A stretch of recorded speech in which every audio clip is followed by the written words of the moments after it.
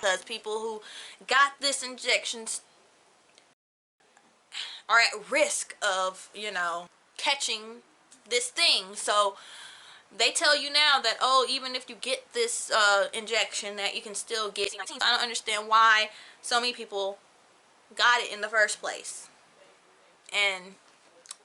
But motherfuckers who got it will argue with you and tell you, oh, this thing will keep me alive if I catch it. But lo and behold, there are thousands of people, probably millions of people, who got this thing and died, of COVID-19, or still died of other things. So I don't see how this inoculation protects you from death, because I know a lot of people who got the inoculation and still died. As I was saying, Rockefeller, the monopolist, had to figure out a way to get rid of his biggest competition. So he used the classic strategy of problem, reaction, solution. That is, create a problem and scare people and offer a pre-planned solution, similar to terrorism scare, followed by the Patriot Act, what Bush did, okay?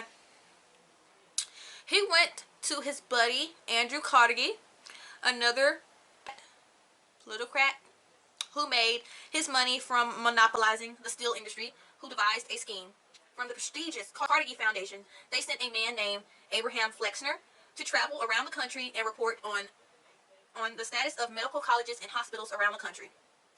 This led to Flexner Report, which gave birth to the modern medicine as we know it today. Needless to say, the report talked about the need for revamping and centralizing our medical institutions. Based on this report, more than half of all medical colleges were soon closed.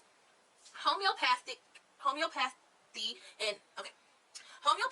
and natural medicines were mocked and demonized, and doctors were even jailed. To help the transition to change the minds of other doctors and scientists, Rockefeller gave more than $100 million to colleges, hospitals, and let me look this word up because I don't want to say the word all wrong. Hold on. And then I'm gonna reread this because blah. Okay, I was afraid that was gonna sound stupid trying to sound it out, but apparently I would have said it right if I said it. Philanthropic. Okay, of a person or organization seeking to promote the welfare of others, especially by donating money to good causes, generous or benevolent. So yeah, that's what Johnny Rockefeller was doing when he was donating to black churches. Okay, he knew as long as we were under that illusion, their spell, Jesuit spell, they could make us believe anything. Like this whole stolen African story. Like anybody who has a mature, logical mind can see the holes in the whole stolen African story. Okay. Like, for one, a voyage from Africa to America takes 4 months, okay? 4 whole months on a ship that do not have a motor, okay? These Africans are at the bottom of this ship, chained up, and they're not unchained to get up to go poop and pee, so they have to defecate on top of each other. Since we're laid down, stacked, chained up, that's how they have us in these paintings or these drawings. They have us stacked up like little sardines, and they're chained up, and, they were not unchaining these African slaves to just go poop, to get sunlight, to come up on the deck to get sunlight. So, I mean, with those conditions right there, a human will die within a week, of being in a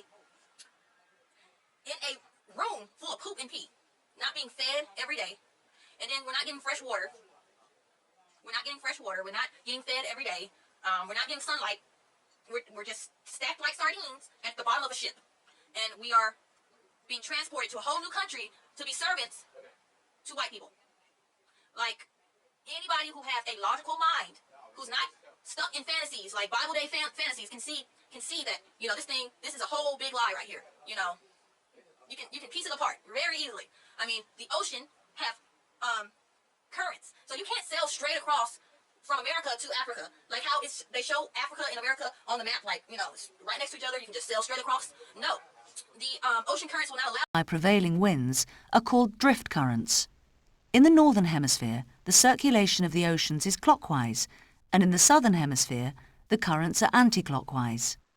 Currents originating from the polar regions carry cold water. There's the California current, the Peru or Humboldt current, the Labrador, Canaries, Benguela, the Antarctic circumpolar currents, and the Oyashio. Currents originating from the equatorial regions carry warm water. There's the Gulf Stream and North Atlantic Drift, the Brazil Current, the North and South Equatorial Currents, and the Kuroshio. The ocean current, once you get out into the Atlantic, it will send you up towards Europe. You can't, with the ships they had in the 15, 1600s, it was impossible for them to break free from the currents, you know, to just go straight across, okay? And those who travel straight across the Atlantic, there's another current within that current that will cause you to become lost at sea. You can't break free from those currents. That's why a lot of ships, when they went into that, the middle of the Atlantic where, you know, the current just circled around, they got stuck in it. And, you know, a lot of ships crashed in that, okay? A lot of people just got lost in that, okay? Those who are crazy enough to actually sail their ships in the middle of the Atlantic, their ships probably, you know, crashed, or they kept going into circles until they eventually died of starvation, and, you know, the ship eventually crashed into something, or whatever, sunk, okay? There's a lot of accounts of people who got lost in the middle of the Atlantic, so most captains wouldn't even think about going into the middle of the Atlantic, okay? At that time, you know, sailors followed, you know, ocean current to get around, okay? You couldn't break free from the ocean current, you know, to just sail straight across the Atlantic, okay? They would have to follow the currents, and it would take 3 to 4 months to do the whole voyage from America to Africa, okay? There was no island hopping or none of that. The currents would not allow people to do that. Now, they teach in public school that, oh, how they did it was they island hopped and all that. They couldn't do that. Okay, not in the 15, 1600s or whatever, all right? So, like, there's plenty of people that debunk the middle passage in transatlantic slave trade by using the ocean currents and the fact that, you know, there wasn't any bathrooms in these ships, and the fact that they wasn't fed a meal daily or let up on the deck for sunlight. I mean, and then someone sent me this little article that was written in 2020 about, you know, how the conditions of slave ships and how slaves lived on the slave ships, and claiming that slavers would unchain the slaves so they could do exercises on the dock. Like, are you kidding me? Like, y'all really believe that now? And they're just coming up with this information now in 2020. They wasn't teaching this in schools, okay? But now some scholar came up with this, okay? And whose account? Like, I need to see whose journal this is coming from, whose diary this is coming from. Y'all don't give any names of, you know, these slavers who claim, you know, they were letting the slaves up to do the exercise. Who wrote these accounts? Who saw this, okay? Like, and, you know, the accounts of the slaves. Like, nobody disclosed the diaries where, you know, or where did this come from, or the names of the slaves, you know, of these accounts. You know, we don't get the names of these people or diaries or anything. We just have to believe the scholar and, you know, their sources. We don't get the names of their sources, but we just gotta believe, okay? Like, seriously. I don't understand why it's so hard to believe that, you know, brown people were already here, and it wasn't due to monkey African migration, okay? And I'm sorry for, you know, saying it in that way, but, I mean, out of Africa pretty much claims that the first black woman was a primate, and that, you know, these primates some kind of way evolved on the continent of Africa and then started migrating out, okay? So, yeah, that's mainstream, okay? And this is supposed to empower me because they say the first human was a black woman, a black African woman. But, you know, when you look deep into it, you know, you can clearly see these bones that they're showing are bones of a primate. So, you know, they're pretty much saying that, you know, us, black people are primates, and we are the gods of the primates, and we are the, you know, the first. I mean, I don't see how this is a compliment. It's not good to be the first on the evolution scale, okay? They're saying that we are, you know, the less evolved humans. Saying that we are the first, okay? In their science, they're saying that we are the less evolved humans. And y'all took this information, ran with it, and now calling yourselves gods, and saying that you come from the bloodline of Lucy, the first humans, okay? The elites laugh whenever a nigga say some shit like that, okay? Out of Africa is not African greatness, okay? Out of Africa theory do not prove African greatness, or how, like, it don't. It pretty much, you agreeing to the out of Africa theory, you're pretty much telling everyone that, yes, you believe that you are a monkey, you believe that your people are monkeys, and that we all come from monkeys, okay? Like, I don't understand how it's hard for our people to grasp this, okay? I don't understand. Like, and these are the most educated people of our group, supposedly. They love to push the out of Africa theory, and those of us who reject it, they say that we are the coons or whatever, and that we hate Africa or whatever, just because we reject the out of Africa theory. I do not come from monkeys, okay? My ancestors do not come from monkeys, okay? Now, those people on the other side, they do look a little monkey-like, a little monkey-ish, okay? So, maybe they are, but I know my people from over here on this side of the world, we don't come from monkeys. If anything, we might come from, you know, more aquatic animals or something like that, or even reptiles, but we don't come from no monkey, okay? And those of you in the conscious community, you need to let go of this, okay?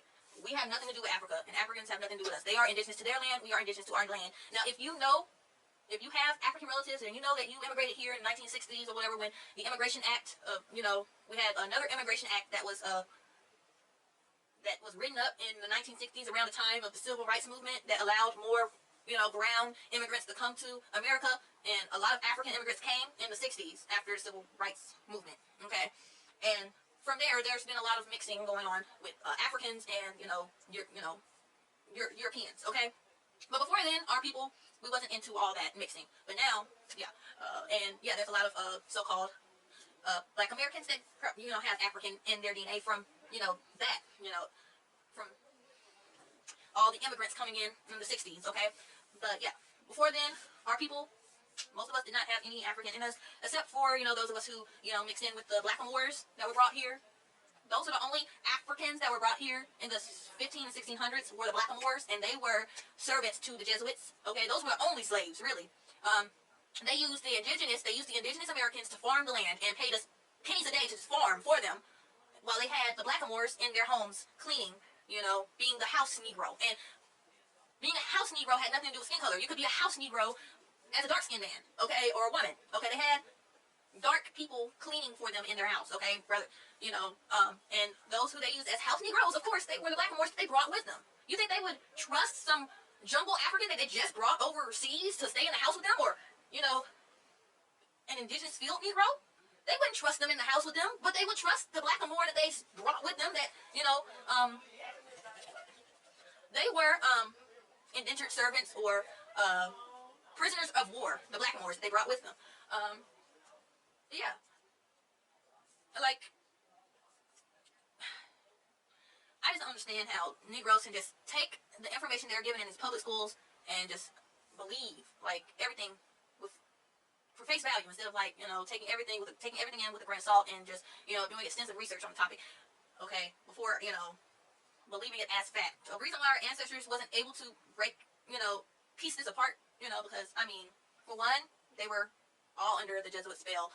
99.99% of melanated people back in that day were Christian and were under the Bible Day illusion, okay? So, if, telling people that believes that a man walked on water and was able to make fish, rain down on them, telling them that they are stolen Africans, they're not